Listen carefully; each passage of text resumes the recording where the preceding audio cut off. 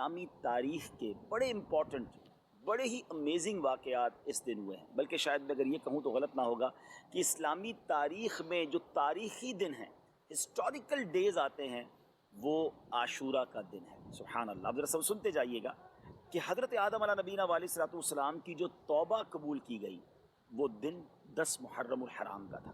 حضرت آدم کی جو پیدائش ہوئی، دا برتھ ڈے آف سیدنا آدم علیہ الصلوۃ والسلام، وہ بھی 10 محرم۔ اسی دن انہیں جنت میں بھی داخل کیا گیا۔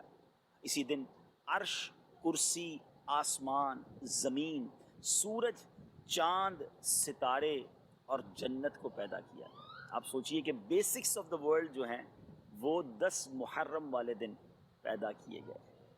سیدنا ابراہیم علیہ السلام خلیل اللہ ہیں، آپ کا جو برتھ ڈے ہے، آپ کی بھی جو پیدائش کا دن ہے وہ بھی 10 محرم الحرام ہے۔ پھر اسی طرح اسی دن حضرت